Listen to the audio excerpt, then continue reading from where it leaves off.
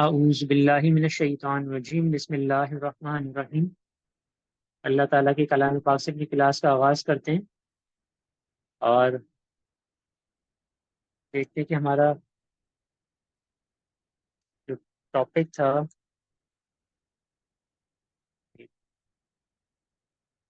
میں screen share کرتا ہوں۔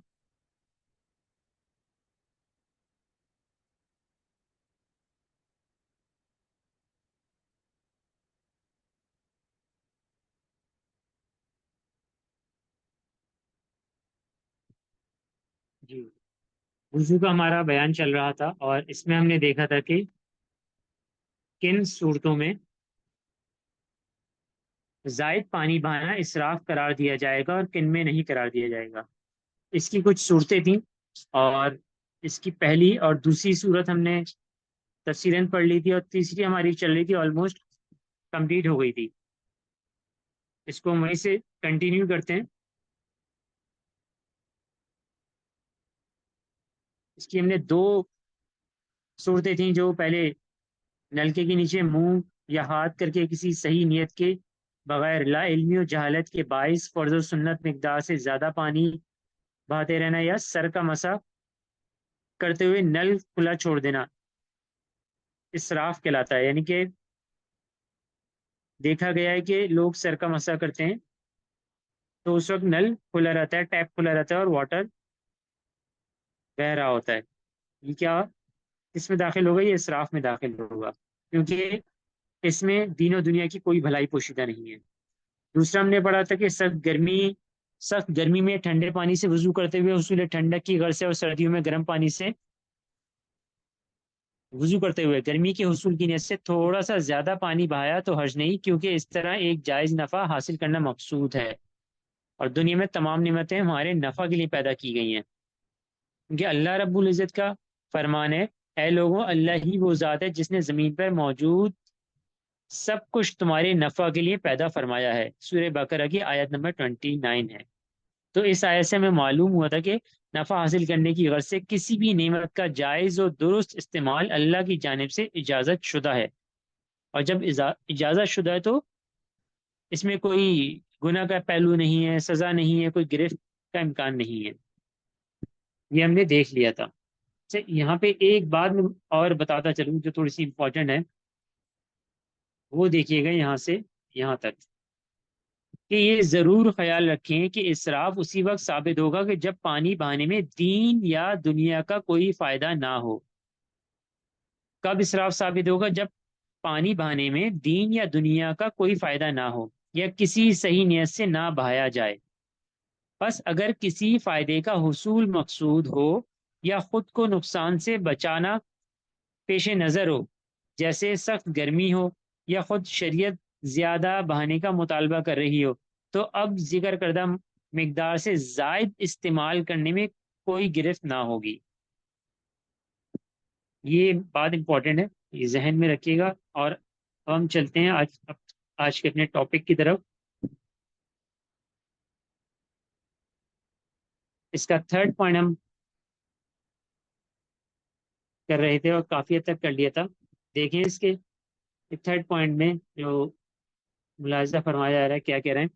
سخت گرمیوں میں نل سے پہلے انتہائی گرم پانی آتا ہے، پھر آہستہ آہستہ نارمل آنے لگتا ہے۔ یوں ہی سخت سردیوں میں گیزر لگے ہونے کے باوجود اولاً سخت ٹھنڈا پانی آتا ہے، پھر گرم آنا شروع ہو جاتا ہے۔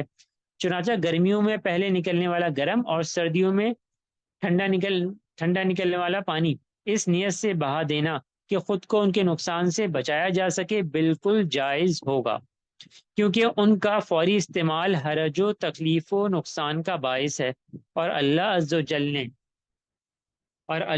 جل نے خود کو ہلاک کرنے نیز حرج و تکلیف سے بچنے کی بذات خود اجازت دی ہے۔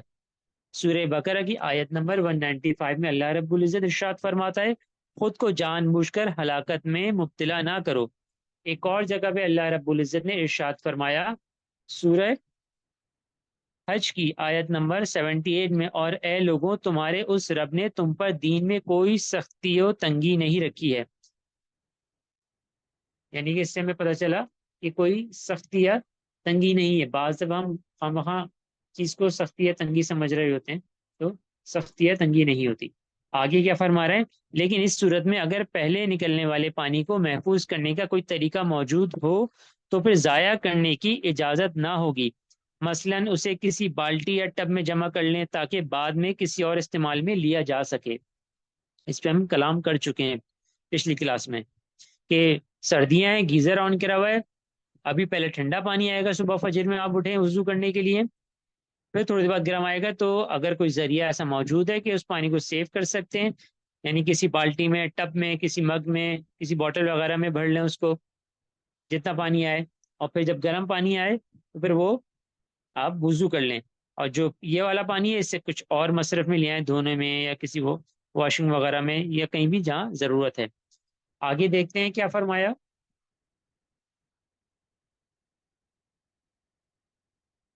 یہاں سے،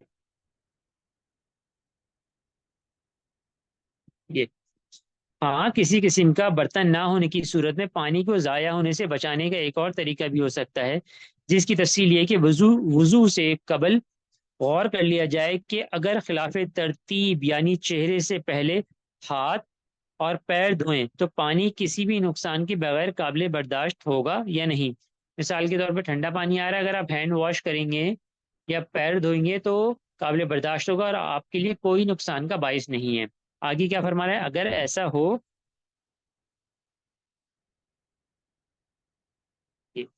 اگر ایسا ہو تو پہلے ان اعضاء کو دھو لیں اور بعد میں چہرہ دھوئیں، یعنی کہ پہلے اگر ہاتھ دھو سکتے ہیں ٹھنڈے پانی سے ہاتھ دھو لیں، قابل برداشت ہے، کوئی ضرر کا باعث نہیں ہے، پیر دھو سکتے ہیں پیر دھو لیں، پھر باقی چیز دھو لیں۔ آگے کیا فرما رہے ہیں؟ اس میں اگرچہ اعضائے وضو کی ترکیب قائم نہ رہ پائے گی، حالانکہ وضو میں ترتیب بھی سنت موقدہ ہے جس کا ترک برا اور عادت بنا لینا گناہ ہے، لیکن قرآن عظیم سے حاصل شدہ ایک اصول و ضابطے پر عمل کرتے ہوئے مجبوری کی صورت میں اس طرح بے ترتیب وضو کی اجازت ہو سکتی ہے۔ وہ کیا اجازت ہے؟ اس کے نیکسٹ پیج پہ چلتے ہیں، وہاں پہ اجازت دیکھتے ہیں کہ کیا اجازت شریعت ہمیں دے رہی ہے۔ جی دیکھیے گا اوپر سے، قرآن عظیم سے حاصل شدہ ایک اصول، قرآن عظیم سے یہ ایک اصول ہمیں حاصل ہو رہا ہے، اور وہ کیا ہے کہ مجبوری کی صورت میں اس طرح بے ترتیب وضو کی اجازت ہو سکتی ہے۔ ضابطہ کیا ہے؟ وہ یہ ہے، جب کوئی مسلمان، یہاں سے جب کوئی مسلمان باعث ضرر و تکلیف بننے والی دو اشیاء یا اعمال میں سے کسی ایک کو اختیار کرنے پر مجبور ہو جائے تو شریعت اسے ان میں سے کم ضرر تکلیف والی شے یا عمل کو اختیار کرنے کی اجازت دیتی ہے، اور اس صورت میں بظاہر ناجائز ممنوع شے کو اختیار کرنے کے باوجود بھی وہ بالکل گناہگار نہ ہوگا۔ مثال کے طور پہ کہ اب آپ کے پاس کوئی چوائس نہیں ہے، سامنے آپ کے پاس دو ضرر ہی موجود ہیں، دو ضرر ہی موجود ہیں، اب دیکھا جائے گا کہ ان دونوں ضرر میں سے چھوٹا ضرر کون سا ہے، جو چھوٹا ضرر ہے اس کو اختیار کیا جائے گا، اور جو بڑا ضرر ہے اس کو چھوڑ دیا جائے گا، اور چھوٹا ضرر اختیار کرنے کے باوجود بھی گناہگار نہ ہوگا شخص۔ کیسے؟ اس کی اگزامپل یہاں سے دیکھیں،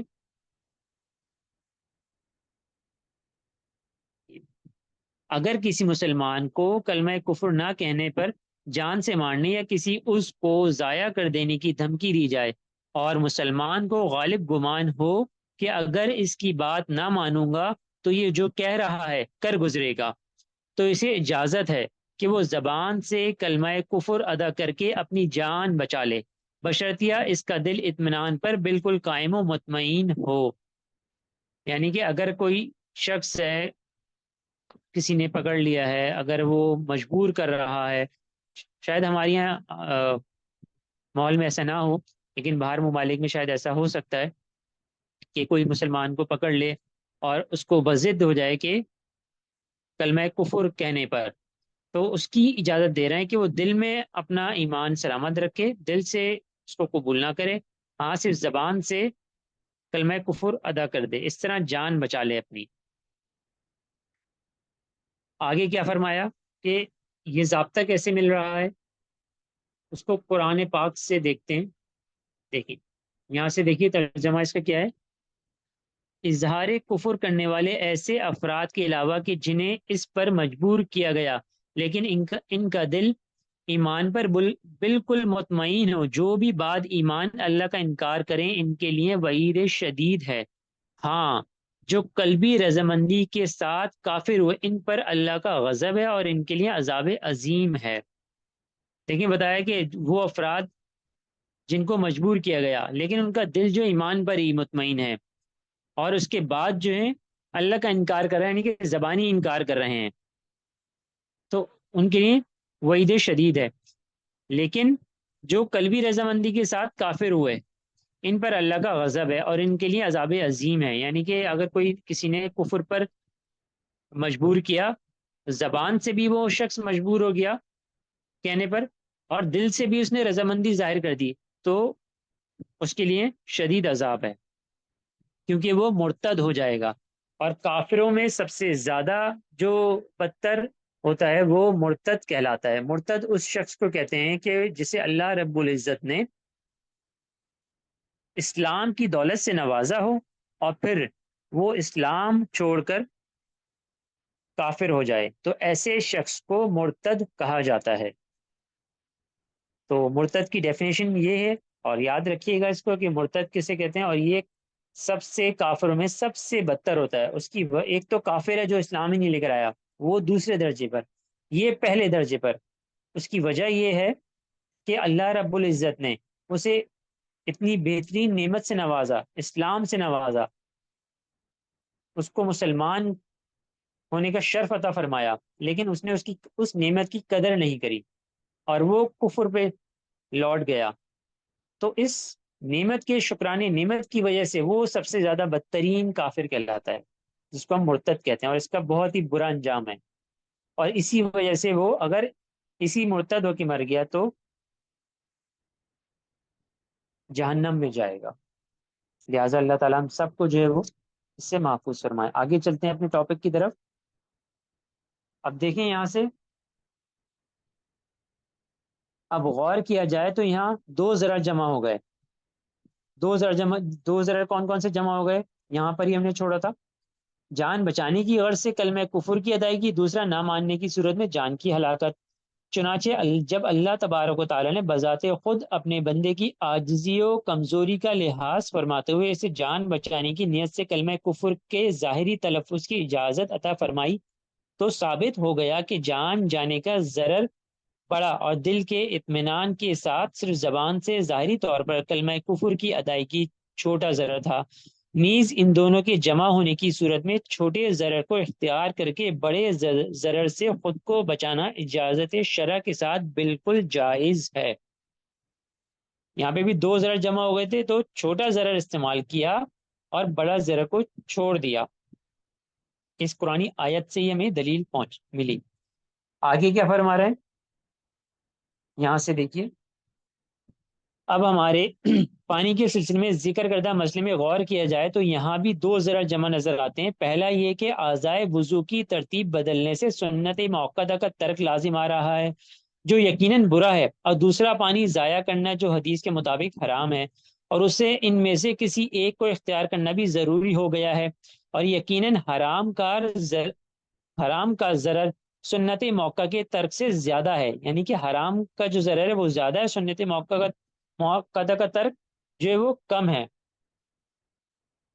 لہذا لاسٹ لائن دیکھیں، لہذا بڑے ضرر یعنی حرام سے بچنے کے لیے چھوٹے ضرر یعنی سنت موقع کے ترک کی اجازت دی جائے گی۔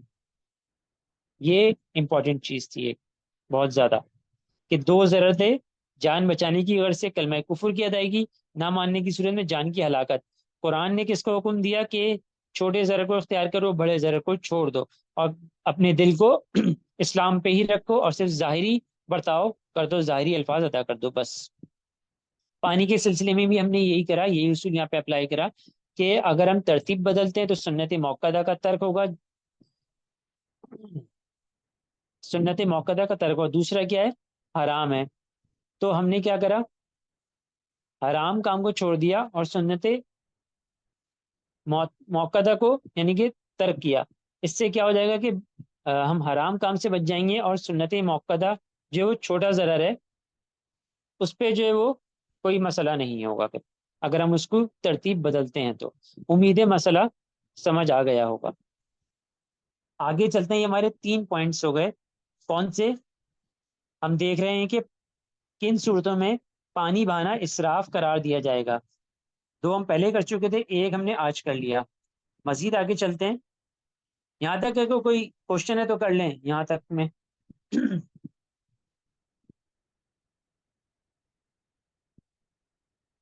نہیں ہے؟ ٹھیک ہے۔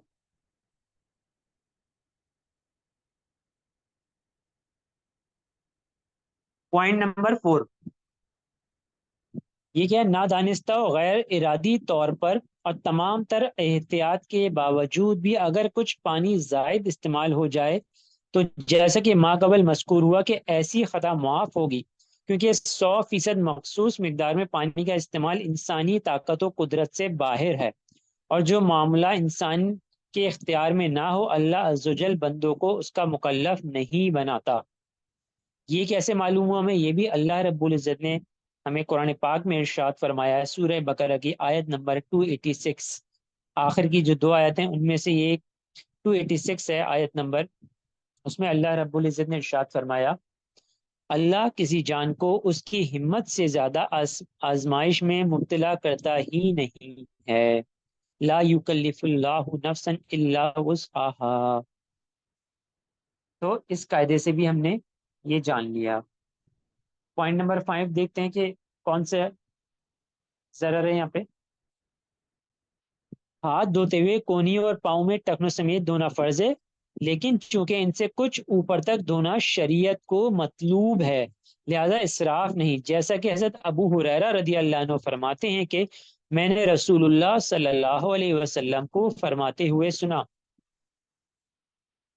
ترجمہ دیکھیے یہاں سے، بے شک میری امت کو بروز قیامت اس حال میں بلایا جائے گا کہ ان کے چہرے اور ہاتھ پیر آثار وضو سے سفید و روشن ہوں گے، بس تم میں سے جو اپنی روشنی کو بڑھا سکتا ہو تو چاہیے کہ وہ ایسا کرے۔ اب روشنی بڑھانے کا مطلب فتاوی رضویہ سے دیکھتے ہیں کہ کیا ہے۔ یہاں پہ چہرے کے اطراف میں جو حدود شرعن مقرر ہے، یعنی سر کے بالوں سے تھوڑی کے نیچے تک اور کان کی لو سے دوسری کی لو تک، اس سے کچھ زیادہ دھوئے، اور ہاتھ نصف بازو اور پاؤں نصف پنڈلی تک۔ مثال کے طور پہ چہرے کی مقدار ہم نے جان چکے ہیں کہ بال جا سکتے ہیں وہاں سے لے کے تھوڑی کے نیچے تک، اور یہ لمبائی میں اور چوڑائی میں دونوں کانوں کی لو تک، اور اگر تھوڑا سا اور اوپر تک کرتا ہے یا سائڈوں تک کرتا ہے یا اور تھوڑا نیچے تک کرتا ہے تو بہتر ہے۔ اسی طریقے سے ہاتھ کونیوں تک ہے لیکن کونیوں سے ذرا اور اوپر تک کر لے تو بہتر ہے، یعنی کہ بازو تک کر لے۔ اور اسی طریقے سے پیروں کا معاملہ کیا ہے؟ ٹخنوں تک ہے، ٹو سے لے کے اینکل تک ہے، اس کو ٹخنوں سے تھوڑا اور اوپر تک کر لے تو بہت اچھا ہے۔ یہ حدیث میں بیان کیا گیا ہے کہ اس سے سفیدی بڑھے گی انشاءاللہ العزیز۔ پوائنٹ نمبر 6 کیا ہے؟ اگر اعضاء کے 3 بار دھلنے میں شک ہو تو اطمینان قلب کے لیے کچھ زیادہ بہا لینا جائز ہے، در مختار میں ہے، ترجمہ دیکھیے یہاں سے،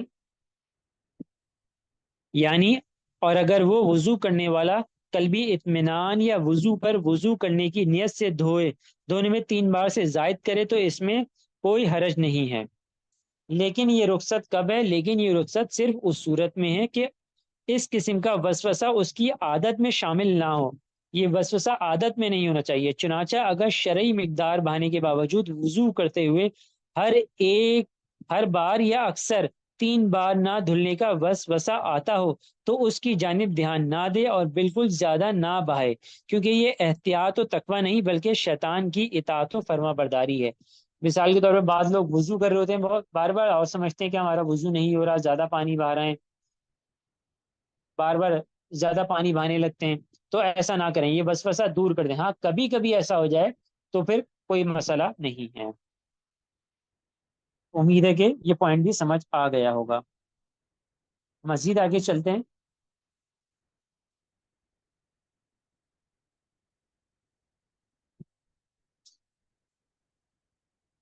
اس پہ جو بات کری رخصت کی اسی کو آگے کنٹینیو کرتے ہیں کہ علامہ ابن عابد عابدین شامی رحمہ اللہ لکھتے ہیں، ترجمہ کیا ہے دیکھتے ہیں یہاں سے: مناسب ہے کہ شک کی صورت میں 3 بار زائد دھونے اس اجازت کو وسوسے کے شکار کے علاوہ شخص کے لیے خاص کیا جائے، یعنی کہ جو وسوسے آتے ہیں اس کے لیے نہیں، بلکہ جو وہ دوسرا جو شخص ہے اس کے لیے خاص کیا جائے۔ اور بہرحال وسوسے والا تو اسے وسوسے پیدا کرنے والی چیز کو دور کرنا اور شک میں مبتلا ہونے کی جانب متوجہ نہ ہونا لازم ہے، کیونکہ یہ وسوسے میں مبتلا کرنا شیطان کا کام ہے، اور بے شک ہمیں اس سے دشمنی رکھنے اور اس کی مخالفت کا حکم دیا گیا ہے۔ یعنی کہ وسوسے شیطان ڈالتا ہے کہ آپ کا وضو یہاں تک نہیں ہوا، تمہارا وضو یہاں تک نہیں ہوا، تمہارا ٹخنا نہیں دھلا، تمہاری کونی نہیں دھلی۔ آپ کو اچھی طرح یقین ہے، آپ نے پانی ڈال دیا ہے، کونی پہ دیکھ لیا ہے، پانی بہ چکا ہے، پھر بھی لوگ جو ہے پانی اس پر ڈال رہے ہوتے ہیں۔ جیسے پہلے میں نے ذکر کیا تھا کہ اگر ہم وضو کرتے ہوئے لوگوں کو دیکھیں، ہاتھ کس طرح دھوتے ہیں کہ جو کونیتوں کا ہاتھ دھونے ہوتے ہیں، پہلے ایک دفعہ ہاتھ لے کے جائیں گے اور سوئنگ کر دیں گے اس کو، جیسے جھولا ہوتا ہے، ایک دفعہ آگے پیچھے 3 دفعہ یوں کریں گے پورا ہاتھ سے، پھر کریں گے، پھر چلو میں پانی لیں گے، پھر 3 دفعہ گرائیں گے اوپر، ایسے 1 2 3، اسی طرح سیدھے ہاتھ کا اسی طرح الٹے ہاتھ کا۔ بھائی ایک ہی دفعہ میں جب پانی انگلی سے لے کے کونی تک ہو چکا ہے، اوپر تک تھوڑا سا آپ نے کر لیا ہے، تھوڑا سا دوسرا ہاتھ سے لے کے اوپر تک ڈال لیا ہے، بات ختم، اور مقدار بھی ہم جانتے ہیں۔ پھر یہ بار بار یہ 3 دفعہ ایسے دھونا، سوئنگ کرتے ہوئے 3 دفعہ جو چلو میں بھر کے ڈالنا، تو یہ تو وسوسے ڈالنے والی بات ہے، اور یہ پانی میں اسراف ہے۔ تو خود بھی ہمیں اس سے بچنا چاہیے، اور لوگوں کو بھی جو ہے نرمی سے ان کو سمجھانا چاہیے، کیونکہ بعض لوگ بہت طویل عرصے سے اس طرح کر رہے ہوتے ہیں، ان کو بتائیں گے تو شاید وہ پہلی دفعہ سن کے ہی عجیب محسوس ہو، بلکہ شاید ہم پہ ہی لگا دیں، تو تھوڑا سا صبر و تحمل رکھ کے انشاءاللہ العزیز ہم ان کو آہستہ آہستہ ایک دفعہ بتا دیں، پھر کچھ دن بعد بتا دیں۔ یہ ایسے ہی ہوتا ہے جیسے ابھی آپ لوگوں نے کورس اسٹارٹ کیا ہے تو بہت سارے الفاظ نئے نئے سنے ہوں گے: مکروہ تحریمی، اسات، مکروہ تنزیہی، خلاف اولا، اور دوسری چیزیں، ٹرمینالوجیز پہلی دفعہ سنی ہوں گی تو نام بھی نہیں لیے جا رہے ہوں گے، مشکل ہوتا ہے فرسٹ ٹائم میں۔ تو اسی طرح ہمیں لوگوں کا بھی تھوڑا سا دھیان رکھنا چاہیے کہ ان کو بھی اگر ہم جب پہلی دفعہ گائیڈ کریں گے تو مشکل ہوگا ان کو نئی بات سمجھانے کے لیے۔ تو صبر و تحمل رکھیں، اللہ رب العزت جو ہے امید ہے کہ ان کو صحیح چیز پہ لے آئے گا انشاءاللہ تعالی۔ آگے دیکھتے ہیں نوٹ میں کیا فرما رہے ہیں۔ یاد رہے کہ وضو اس وقت اسراف سے پاک شمار ہوگا کہ جب ایک بار مکمل کر کے دوبارہ نئے سرے سے کیا جائے۔ چنانچہ اگر کوئی چہرے، ہاتھوں اور پاؤں کو 2 بار وضو کی نیت سے 6 بار دھوئے تو یہ عمل وضو پر وضو نہیں بلکہ اسراف کہلائے گا۔ دیکھیں کتنی اچھی بات بتائی کہ ایک بار مکمل کر کے دوبارہ نئے سرے سے کیا جائے، اور کیوں کرے چنا کہ چہرے، ہاتھ اور پاؤں کو 2 بار وضو کی نیت سے 6 بار دھوئے، تو یہ وضو نہیں ہے، وضو پر وضو نہیں ہے بلکہ اسراف ہے۔ جو پہلے ہی جو وضو کر چکا ہے، 6 بوندے جو وہ بہا چکا ہے، لیکن اس کو اندازہ نہیں ہے، تو یہ پھر اسراف ہوگا۔ یہ یہاں پہ اسراف کی تقریباً چیزیں وضو میں، ہمارا صرف بیان وضو میں تھا، وضو میں اسراف کی تمام چیزیں ہماری یہ ہو گئی۔ برف سے جو ہے ایک معاملہ ہوتا ہے، یہ دیکھ لیتے ہیں، تھوڑا سا ٹائم ہے ہمارے پاس، پھر کوشچن بھی لے لیں گے کہ برف یا صرف ایک گلاس سے پانی وضو ہو جائے گا یا نہیں۔ دیکھتے ہیں، پچھلے دنوں سوشل میڈیا پر گردش کرنے والی ایک ویڈیو دیکھنے کا موقع ملا، جن میں سے پہلی میں ایک صاحب نے صرف ایک گلاس پانی سے وضو کر کے دکھا رہے ہیں، اور دوسری میں ایک صاحب کسی برفانی علاقے میں برف پر ہاتھ لگا کر انہیں اعضائے وضو پر پھیرتے ہوئے وضو کی تعلیم دے رہے ہیں۔ یاد رکھیں فقہ حنفی کی روشنی میں یہ دونوں عمل اور طریقے وضو کے لیے ناکافی ہیں، یعنی کہ ایک گلاس سے وضو نہیں ہوگا اور برف سے بھی اس طرح وضو نہیں ہوگا۔ اس کی وجہ، پہلے کی وجہ بتا رہے ہیں، پہلے کی وجہ بالکل واضح ہے، کیونکہ صرف ایک گلاس پانی سے مسا تو ہو سکتا ہے، لیکن اس کے ہر حصے پر سے کم از کم 2 بوند پانی بہنے کی شرط پوری ہونا ناممکن ہے، لہٰذا اتنے قلیل پانی سے وضو ممکن نہیں، کیونکہ ہم جانتے ہیں وضو میں مسا نہیں کرنا بلکہ بہانا شرط ہے، پانی کا بہنا شرط ہے۔ دوسری صورت میں کیا ہے؟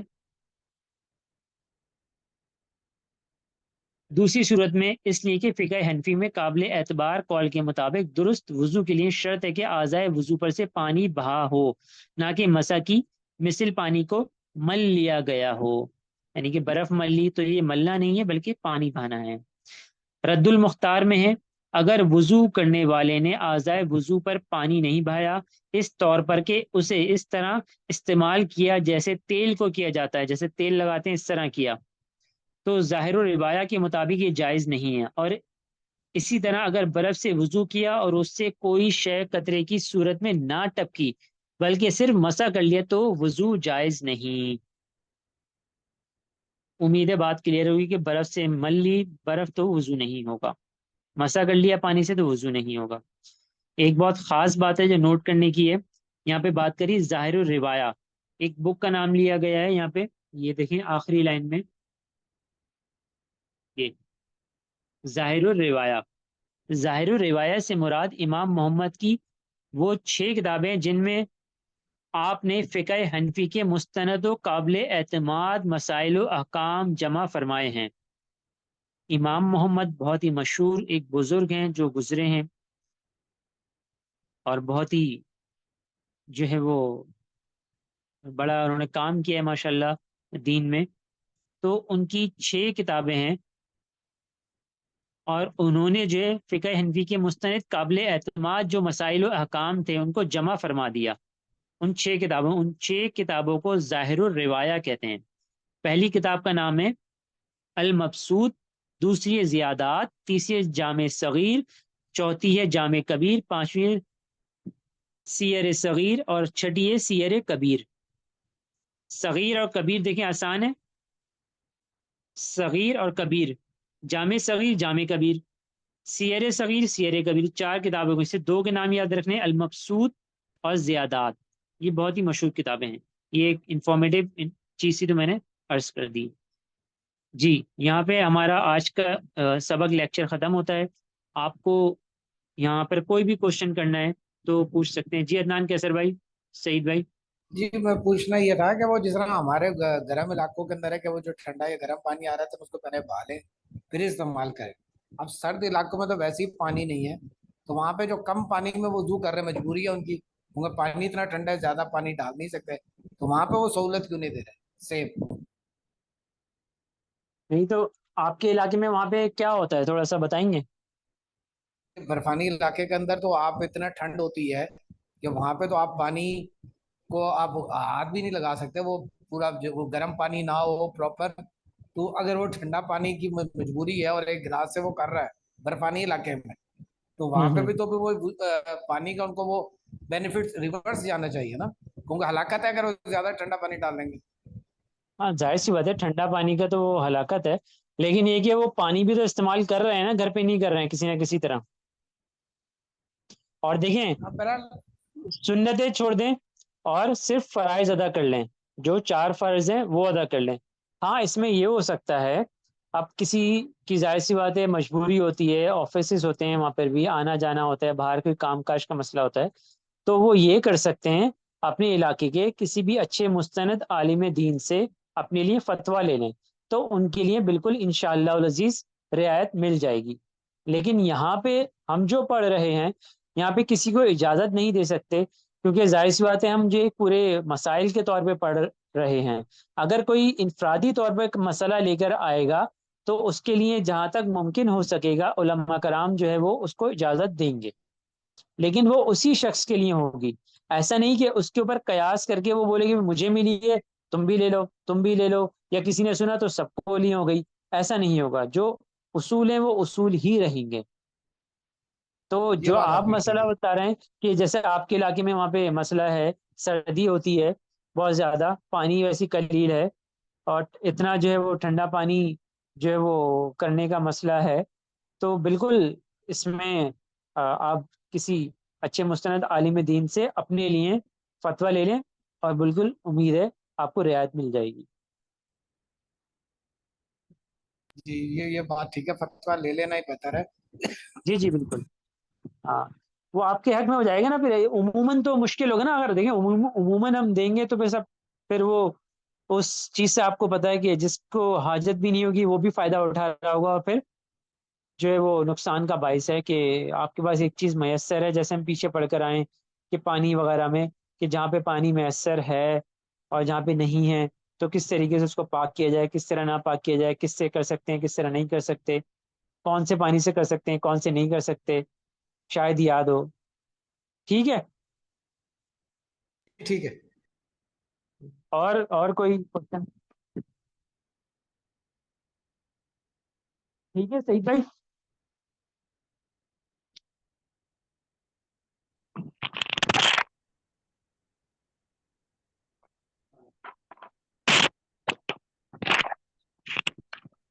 جی ٹھیک ہے میر بھائی. ٹھیک ہے، اپنی کلاس یہیں پہ ختم کرتے ہیں. مجھے، میرے گھر والوں کو، آپ خود کو اور اپنے گھر والوں کو دعا میں یاد رکھیے گا. اللہ تعالی ہم سب پر اپنا رحم فرمائے، ہمیں دنیا و آخرت میں کامیابی و کامرانی عطا فرمائے. السلام علیکم ورحمۃ اللہ وبرکاتہ.